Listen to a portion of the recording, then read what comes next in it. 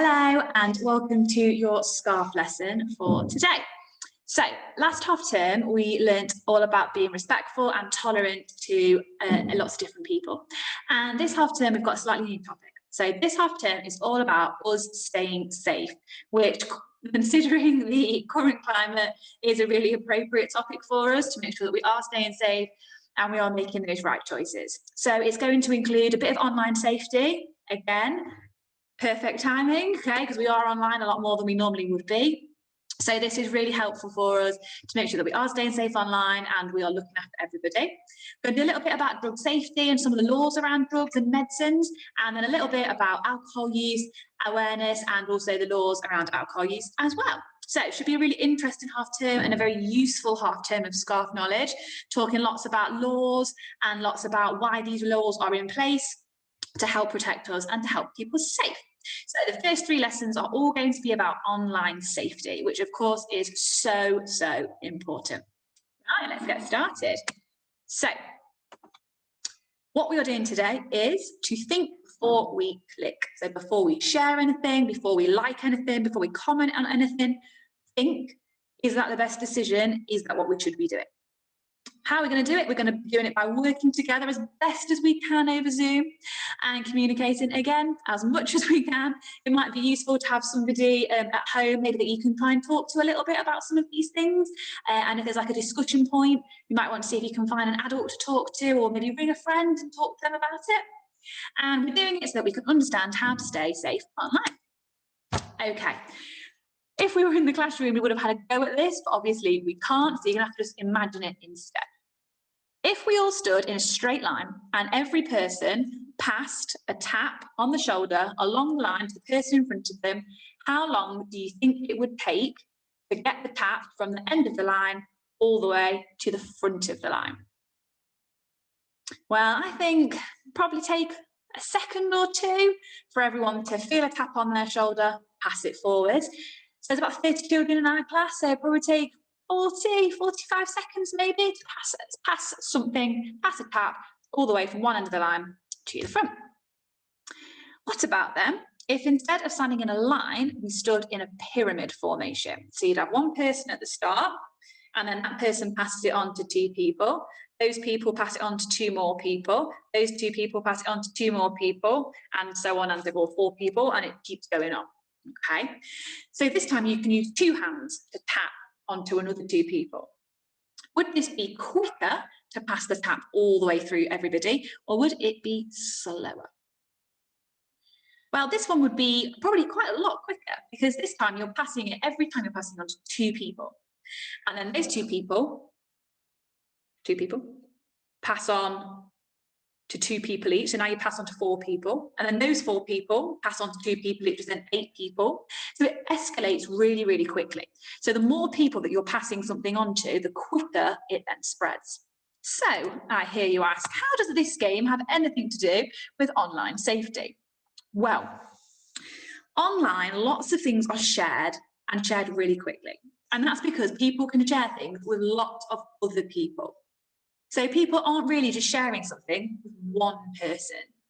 They can share it with one person, but then that one person can then share it with another lot of people. And all those people can share it with another lot of people again. So the more people that you share things with, the quicker that information can then spread across the internet. So if you had one person, and that one person shared a message, a photo, a video, whatever it might be, with 8 people, and then those 8 people sent it to another 8 people, and then all those people sent it to another 8 people, how many people would that message get to, do we think? Well, please correct me if I'm wrong, because the math was a little bit tricky on this, but I think it would be about 584 people. And that's if you only had 8 online friends. Some people have got hundreds of online friends, and I put it in quotation marks there because actually, are we friends with everybody we have online? Maybe not. Okay, online friends are not the same as real friends. So then think about if people have got hundreds of online friends and that information is being shared with all of them with just one click, and then they share it with all the people that they're friends with online. Think about how many people would see that post, how many people would see that information. It's scary to think about, isn't it, really? Okay, and that's why we've got to be so careful if we are using social media, which we shouldn't be. If we are using any forms of social media or even games with things like Roblox, anything that you're sharing can be shared with so many other people really, really quickly. So we're going to read a little story about Billy and Joe. I want you to think about the whole way through. How do you think Billy was feeling? How do you think Joe was feeling? And then the last little bit, what do you think about Joe's actions? Did he mean to cause so much upset? So, Billy and Joe were good friends. One morning, as Billy got out of the car, his grandma shouted, "Love you, Billy Bear." Joe burst out laughing, and as soon as the car had driven off, he repeated, "Love you, Billy Bear." Billy looked a bit embarrassed. He laughed along with his friend. The bus arrived, and as they set off, as a joke, Joe wrote, "Love you, Billy Bear," and drew a big heart on the window in the steam, like when you know in a car, like it's a little bit condensation-y. And he said it in a silly voice as he wrote it. One of the older boys, I was going to say boys, on the bus overheard. "Who do you love?" the older boy asked. "Oh, it's nothing," said Billy, as Joe rubbed the writing off the window.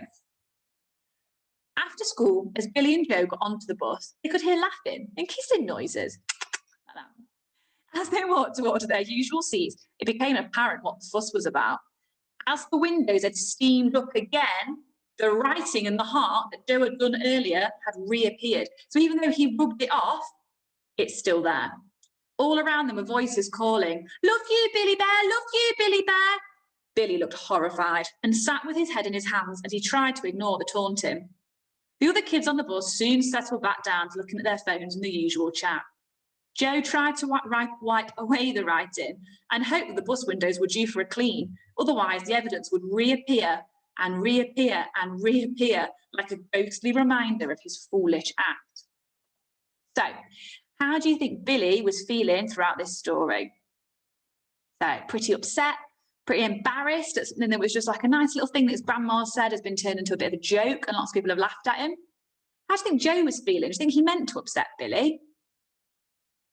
So I think probably didn't really mean to upset Billy. Okay, he was just kind of joking around with him. He's drawn something on the window. We've all kind of drawn things, hello, on the window when there's condensation. But because that message has then been taken out of context, other people have then seen it, because that message hasn't disappeared like Joe thought it did. So he didn't mean for it to come back and to embarrass Billy, but he did. So again, I'm sure you're asking, how is this comparing to online safety? What is this to do with online safety? Well, have a think. Can you see any similarities between that story and things not disappearing and the internet? So hopefully you're starting to think about the fact that one, things can be shared really quickly to people all over the world, way beyond the original friendship group when we're using things on the internet. But also, even if that first person deletes that post and gets rid of it, like Joe tried to do when he wiped off that window, once other people have shared it or seen it, it's really difficult to actually erase it properly. So just although Joe tried to wipe it off, he tried to get rid of it, lots of people had already seen it. Lots of people can then laugh at Billy and joke about him because they've already seen it, even though Joe wiped it away, which is a little bit like deleting something on the internet. People have probably already seen it. But also, posts on the internet, it's really difficult to delete them completely. Somebody could have screenshotted it and then they can still see what you've written, or somebody else could already have shared it.